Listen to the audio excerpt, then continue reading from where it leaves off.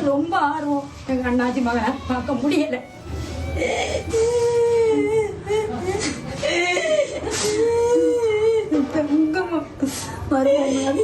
பிள்ளைலாம் சிரிக்கும். குட்டி அத்தை வாங்க 2 நாளா சொல்ல வந்து கூட்டு போக விட்டுட்டேன்.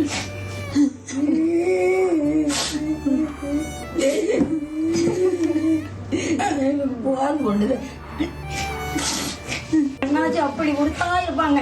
வந்தா போத்தி மகா, முத்துகருப்ப போத்தி மகா 2 பேரும். இது அண்ணாச்சி மகா கூட்டிட்டு வரோம்னா எனக்கு பார்க்கணும்னு ரொம்ப ஆர்வம். எங்க அண்ணாச்சி மகனை பார்க்க முடியல.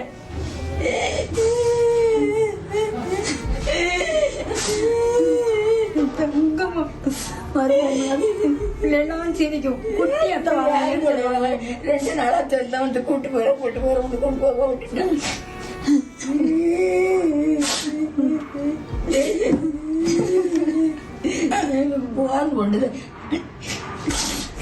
அண்ணாச்சி அப்படி உடுத்தா இருப்பாங்க. வந்தா போத்தி மகா, முத்துகருப்ப போத்தி மகா 2 பேரும். இது அண்ணாச்சி மகா கூட்டி அரசியல் எதிரிகளே கண்ணீர் விடுகிறார்கள் என்றால் அவருடைய உற்றத்தார் இரத்த உறவினர்கள் கதறி அழுவதில் வியப்பேதும் இல்லை. நம்முடைய காங்கிரஸ் கட்சியுடைய மூத்த தலைவர்கள் ஒருவர், முன்னாள் சட்டமன்ற நாடாளுமன்ற உறுப்பினர் திரு பீட்டர் அல்ஃபோன்ஸ் இணைந்திருக்கிறார். திரு பீட்டர் அல்ஃபோன்ஸ், அவரோட இணைந்து பழகக்கூடிய நல்வாய்ப்பு உங்களுக்கு நிறைய கிட்டியிருக்கும். உங்களுடைய நினைவலைகளை பகிர்ந்துக்குங்க எங்கள் நேயர்களோடு. தோழர் நல்லகண்ண அவர்களை ஒரு 50 ஆண்டுகளாக எனக்கு அவர் தெரிந்து பழகக்கூடிய, பார்க்கக்கூடிய, அருகிலே இருந்த அவருடைய அருமார்ந்த குணங்களை எல்லாம் பார்த்து வியக்கக்கூடிய ஒரு வாய்ப்பை இறைவன் கொடுத்தது வாழ்க்கையில் ஒரு பெரும் பேர் என்றே எண்ணுகிறேன். அவர் எங்கள் மாவட்டத்தை சார்ந்தவர். அதனால அவருடைய மனைவியார் அவர்கள் என்னுடைய சொந்த கிராமத்திற்கு பக்கத்து கிராமம் அவர்கள்.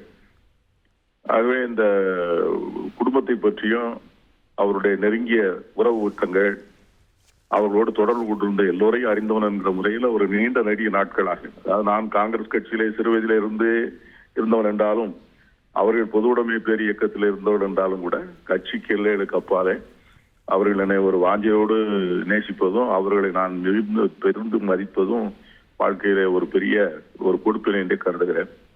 வாழ்க்கை முழுவதும் போராட்டத்தையே வாழ்க்கையாக ஏற்றுக்கொண்டிருந்த போராடி இப்பொழுது சமீப காலமாக பொது வாழ்க்கைக்கு வருகின்றவர்கள் ஓராண்டு 2 ஆண்டு பொது வாழ்க்கையிலே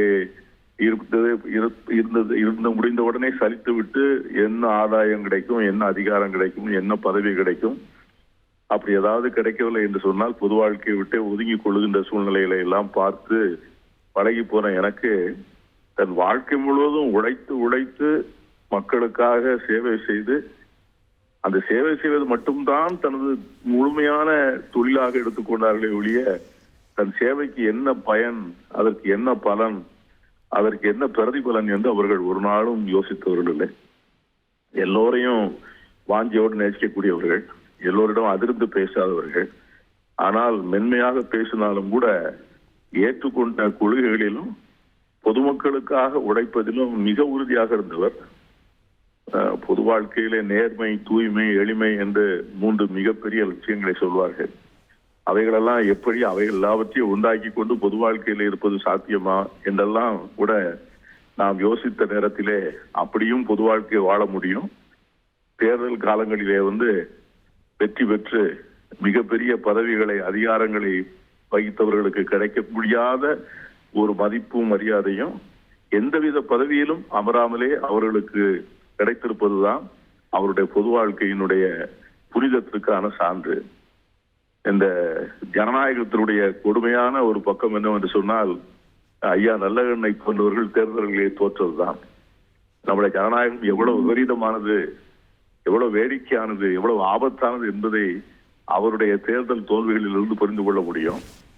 அப்படி எல்லாவற்றிற்குமே உதாரணமாக வாழ்ந்தார். பொது வாழ்க்கையிலே தேர்தல் கிடைத்த தோல்விகளை பற்றி தன்னுடைய பொது வாழ்க்கையிலே சோர்வு கொண்டார் இல்லை. மேலும் மேலும் உற்சாகமாக உழைக்கக்கூடிய ஒரு மாபெரும் மனிதர். நம்முடைய வாழ்கின்ற போது ஒரு வரலாறாகவே வாழ்ந்து மறைந்திருக்கிறார். எங்களை போன்றவர்களுக்கும் வரக்கூடிய இளைய தலைமுறையிலே அரசியலுக்கும் பொது வாழ்க்கைக்கு வருகின்றவர்களுக்கு அவர்கள் ஒரு நல்ல உதாரணம். தமிழகம் உள்ளாலை அவருடைய புகழும் பெருமையும் என்றும் இருக்கும். அவருடைய குடும்பத்தாருக்கும் பொதுவுடைமை கட்சி தோழர்களுக்கும் என்னுடைய ஆழ்ந்த அனுதாபம். Very fitting tribute sir. அவர் தேர்தலில் தோற்றதை பற்றி சொன்னீங்க. அது நிச்சயமாக நம்ம இன்ட்ராஸ்பெக்ட் பண்ண வேண்டிய ஒரு விஷயம். ஆனாலும் கூட அவர் தேர்தலில் தோற்றார். ஒருவர் தோற்றால் இன்னொருவர் ஜெயிப்பார். ஜெயிப்பவர் வெற்றியை கொண்டாடுவார். ஆனால் திரு நல்லகண்ணு அவர்களுடைய தோல்வியை பற்றி அவருக்கு எதிராக வென்றவர் பதிவு செய்வது, அவர் இப்படிப்பட்ட ஒரு மாமனிதர் தோல்வியடைந்ததை எண்ணி நான் நிச்சயமாக கலங்கி போனேன். அது எனக்கு பெரிய அதிர்ச்சியாக இருந்தது. சில சமயங்களில் வெற்றிகள் கொண்டாடப்பட வேண்டியவை அல்ல என்று நான் உணர்ந்தேன். என்று அவருக்கு எதிராக தேர்தலில் போட்டியிட்டு வென்றவர் பதிவு செய்திருக்கிறார். அவர் இன்று இந்திய நாட்டுடைய துணை குடியரசுத் தலைவர் திரு சிபி ராதாகிருஷ்ணன் அவர்கள் 1999 தேர்தலில் அவருக்கு எதிராக போட்டியிட்டு வென்றவர். ஆனால் அந்த வெற்றியை நான் அதிர்ச்சியோடு தான் பார்த்தேன். இப்படிப்பட்ட ஒரு மாமனிதர் தோற்றாரே என்று திரு நல்லகண்ணு அவர்கள் பற்றிய புத்தகத்தில் அவர் பதிவு செய்திருப்பது குறிப்பிடத்தக்கது. அவருக்கு எதிராக வென்றவருக்கும் கூட அவருக்கு எதிராக வென்று விட்டோமே அப்படின்னு அதிர்ச்சி அடையக்கூடிய ஒரு தன்மையை விட்டு சென்றார் என்றால் அவர் எப்படிப்பட்ட ஒரு மாமனிதர் அப்படின்னு பார்த்துட முடியும். பேசி கொண்டிருக்கக்கூடிய வேளையிலேயே இந்திய கம்யூனிஸ்ட் கட்சியுடைய மூத்த தலைவர் திரு நல்லகண்ணு அவர்களுடைய மறைவுக்கு திரு சிபி ராதாகிருஷ்ணன் அவர்கள் அதிகாரப்பூர்வமாக துணை குடியரசுத் தலைவர் அப்படிங்கிற அளவில் தன்னுடைய இரங்கலை பதிவு செய்திருக்கிறார். துணை குடியரசுத் தலைவர் திரு சிபி ராதாகிருஷ்ணன் அவர்களுடைய பதிவை நம்ம பார்க்கின்றோம். அவர் தேர்தலில் அவருக்கு எதிராக களமாடியவர் என்பது குறிப்பிடத்தக்கது. கோயம்புத்தூர் நாடாளுமன்ற தொகுதியில் இந்திய துணை குடியரசுத் தலைவர் திரு சிபி ராதாகிருஷ்ணன் புகழாரம் செலுத்தியிருக்கிறார்.